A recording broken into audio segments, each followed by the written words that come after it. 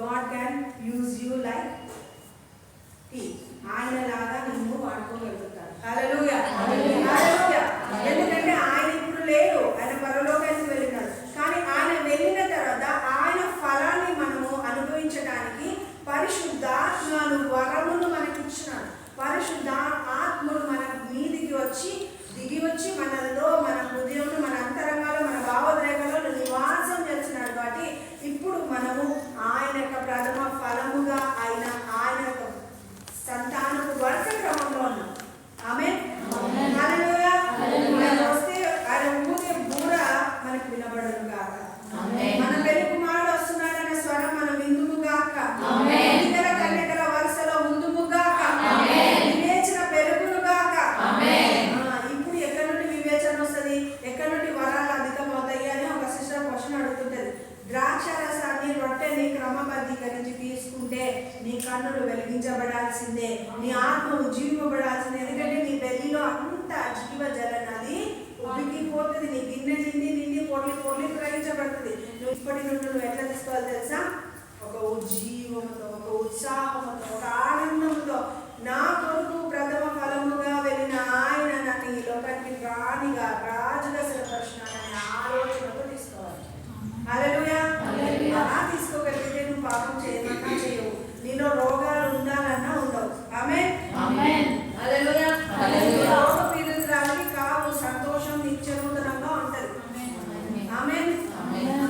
నీళ్ళని గర్భముగా చేసుకుంటే భూమి కదండి, జంతువులు అవన్నీ వచ్చినాయి. కానీ మొట్టమొదట నీళ్ళలో నుండి గర్భం ధరించి భూమి వస్తే భూమి గర్భంలో ధరించి మనుషులకు జీవాన్నిస్తుంది. అంటే ఈరోజు మనమందరము ఒకదానికొకటి సింబాలికల్గా ఉంటుంది. కాబట్టి యేసు గర్భమును ధరించి ప్రసవ వేదన నొందిన తర్వాత వచ్చిన ఆశీర్వాద ఫలము మనం మళ్ళా ఆయనతో సత్సంబంధాన్ని కలిగి ఉండడం. ఆమేన్, అర్థమవుతుందా?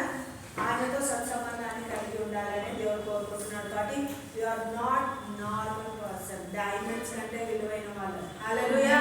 భగవత్ చట్టంలో వజ్రం కంటే విలువైన వాళ్ళు. వాక్యాన్ని పలుకు నోట్లో మూసుకొని ఉంటుందని చెప్పండి. వాక్యం వలన నువ్వు లోకాన్ని ఏలగలవు. హల్లెలూయా. మన యేసే మనకి పనుడు కాదు, ఆయన సమాప్తం చేసిన వాడిగా ఉన్నాడు. కాబట్టి నీ పని వాడు ఎవరు? సాతానుడు, అని ఎదిరించండి అని చెప్పండి. హల్లెలూయా. ఎవరు ఎదిరించాలి? మనము సాతాను ఎదిరించాలి. సాతాను పని చెప్పాలి, సాతానును ఆజ్ఞాపించాలి. సాతాను ద్వారానే మనం పొందుకోవాలి. ఎందుకంటే అమెజాన్కి ఫోన్ చేస్తామా అండి? ఒక సామాన్ ఏదైనా బుక్ చేస్తే ట్రాక్ అవుట్ ఫోన్ చేస్తాం. ఎందుకంటే వాళ్ళ ఫోన్ నెంబర్ ఇచ్చింటారు, నేను చాలా బిజీ అని. దేవుడు కూడా మనకి సాతాను యొక్క ఫోన్ నెంబర్ ఇచ్చినాడు. హల్లెలూయా. నేను నాకు జీతం ఇవ్వాలంటే నువ్వు బానిసని, నీ రాజ్యాన్ని మేము గెలిచేసినామయ్యా, నీకు జీతం లేని మనోడు నువ్వు పని చేసి సామాన్ ఏమన్నా పోయిందంటే నువ్వే చూద్దాని కాలం తిరిగి తెచ్చేయాలని చెప్పాలి. హల్లెలూయా. పనుడు కదా, క్రమశిక్షణ మీరే నేర్పియాలి. హల్లెలూయా. వాడు మన ఇంట్లో నెయ్యి కూడా ఎత్తకపోతాడు. అప్పుడు నీకు మోకాళ్ళ నొప్పులు వస్తాయి. అవునా? మీరు సున్నితంగా తీసుకుంటున్నారు. ఎట్లా తీసుకోవాలో తెలుసా? గర్జించే సింహాలలాగా బయటికి పోతారు మీరు. వాక్యాన్ని అంత సీరియస్ గా తీసుకోగలగాలి. హల్లెలూయా. సైతాన్ అంటే ఎవరండి?